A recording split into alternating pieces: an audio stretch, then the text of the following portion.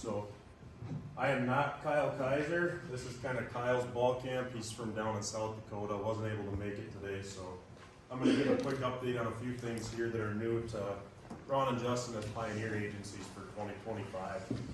So like Ron said, two, 3 years ago here, Corteva, which is Pioneer's parent company, they acquired a couple of businesses, one of them being Stoller, the other was Symborg. What those two companies are and were is they've kind of been leaders in this biological space in agriculture here for quite a long time. And you throw the word biological out there, it can mean a lot of different things. Tons of players in that space. There's hundreds of companies trying to sell these products. There's very, very little barrier to entry in order to legally sell a product like that in the US. So naturally there's a pile of people trying to sell this stuff, so it gets kind of messy trying to weed through all this stuff and figure out what's what. But what those acquisitions did for Corteva and our biological team is give access to kind of a line of some more reputable products that have pretty good research behind them, give us something to look at. So we had this pitched to us a couple months ago. I kind of like how they explained it. This is all some stuff that you guys are pretty used to seeing up here. We got goofy weather in North Dakota, get a lot of stress on the crop. Same thing in soybeans, you got slow emergence, light green plants, you get flower abortion, pod abortion at the end of the year when we get hot and dry. So the way that our biological team is looking at this stuff is, no matter what, even on a good year, if we call a perfect weather year, we're still going to have a whole bunch of days throughout the growing season where the crop has some amount of those stresses on it. So the way that they're looking at this stuff is they want to use these products as a way to kind of mitigate that stress. And if we can minimize the amount of days that the crop is stressed, ultimately that's going to translate into more yield and bottom line. So I'm going to cover a few of the products. I'll start by saying I don't think any of us in here are going to claim to be experts on this stuff. We're going to have it out on trial basis with quite a few guys across our territory this year. Start to kind of try to develop some more, repeatability with these products and put them in situations where they're going to pay. The other thing, like I said, biologicals can mean a lot of things. They would call these products biostimulants, so they're actually mostly plant growth hormones, which we know a lot about. When applied at the right times, they can help our crops. So the first product is called Nexta Stand. You can see the active ingredients right here. There's actually 3 different plant growth hormones in this product. Cytokinin, gibberellic acid, and then a couple of different auxins. So they're all kind of doing their own thing, but this is applied early at planting, and the whole thing is based around trying to produce, good emergence, even emergence, get the crop up and out of the ground, produce a big, root system to help achieve vigorous plants early in the season. The next one is Nexta Shield. This one is actually more on the nutrient side.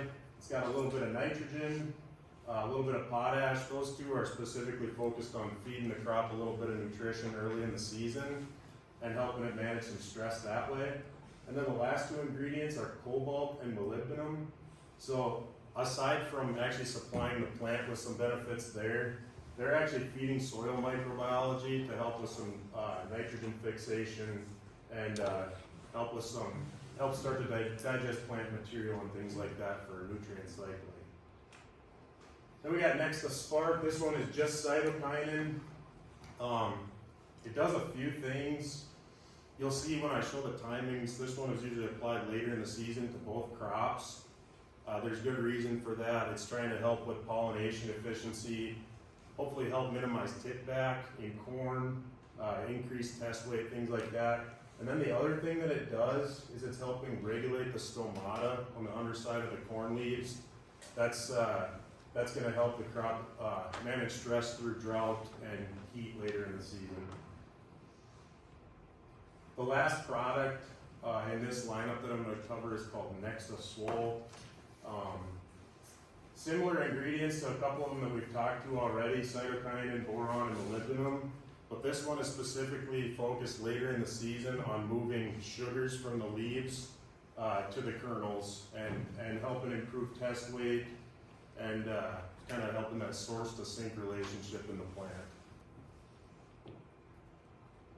So this is kind of the timings that they've developed. With these being growth hormones, they can actually be applied almost any time throughout the season. But this is kind of what the team has discovered is kind of the best route. So we'll cover the speed box here in just a second, but Nexta stand, like I said, is at planting. You can mix this stuff with starter fertilizer. It's not a living organism like some of these biological products are, so it can safely mix with starter. There are apparently some people applying it with water and adding zinc to it as well as a starter. And then on corn, they like another shot of that at V3 to V5. You think about what's happening at that time, you know, the corn plant's just getting geared up to set the rows around on the cob.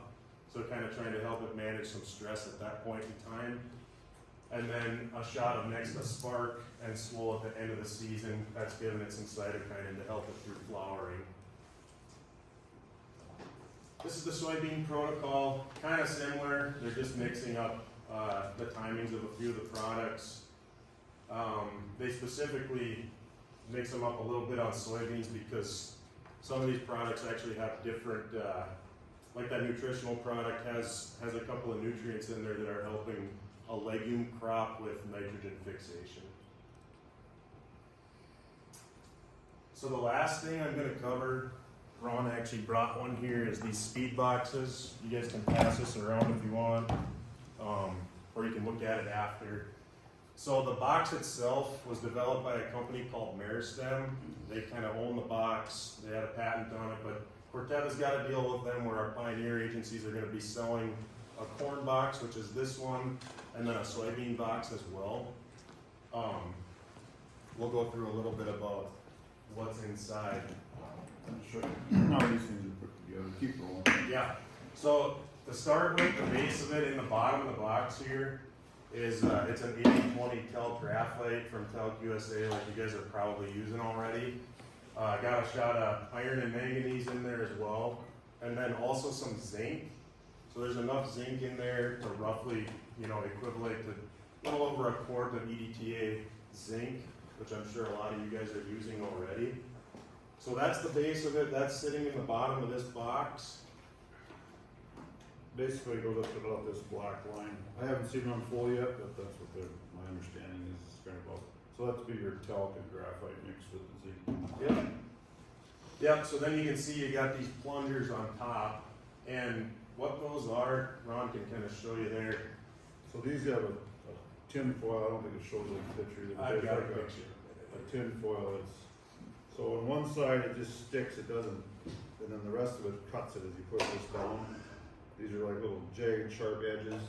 So it'll break three sides of it, and then one side it'll just keep sticking so the tin foil doesn't get into the mix. Yeah, and so that's pop that in. Keeps it fresh that way. So right before you apply it, pop that down there and then mix up the box. Yep. So there's some actual living organisms in that, so that's why it needs to stay sealed until, you know, roughly when you're going to plant. I think they said once you pop those, you got roughly 10 days to get it on before you really start to see degradation. So this is what it looks like underneath. I'll go through super quick on what's in them. The white tab is called Terracin. It's a biostimulant that's used in the industry. It's pretty much focused around producing a big root ball and helping with nutrient uptake in the plant. The blue tab is, well, in the corn box, it's actually 8 different strains of microbes. There's a couple in there working on nitrogen fixation in the soil. There's several of them that are working on plant residue to help nutrient cycling. Then there's actually a fungus in there as well that's helping with the same thing. And then the green tab is ether enzyme. So what that's doing is it's working on phosphate availability in the soil and helping free up phosphate to be more available to the plants. Same thing on the soybeans. They mix up the microbes a little bit. There's a few different strains in there, but otherwise, same base product. They are specific to the crop. Yeah, the corn bale treats 50 units of corn. The bean bale treats 45 units of soybeans. And that's kind of what I had on there. There's actually a wheat version too. It doesn't come through the Nexta line, but they the company that makes these, Nexta also has a wheat version as well. I guess that's been, I'm learning this too, but it's getting to be a big deal. The wheat thing is another Yeah. option.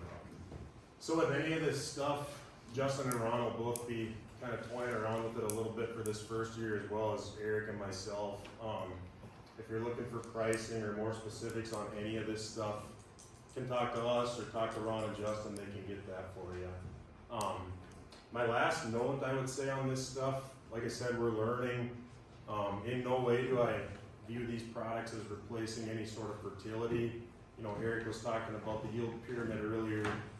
You know, you look at a field that maybe has a low phosphate test or a sub 200 K test, those are gonna be your limiting factors still.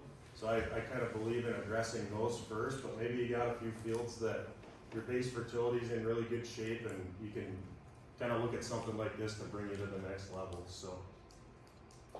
That's all I really have. There's some thoughts too. I was talking to the technical person, and they said actually on some ground, maybe isn't your pine ground is not a bad place to look at this. What kind of dirt was that? Kind of the non-prime dirt is targeting some of that. I was talking to the technical support person. Trying to look at an issue too is, because a lot of times we're looking at, 90% of everything is, our best ground is there, and then how we push the next 10 bushels. But this might be a product that is maybe a fit on some top third ground, but not necessarily top 10%.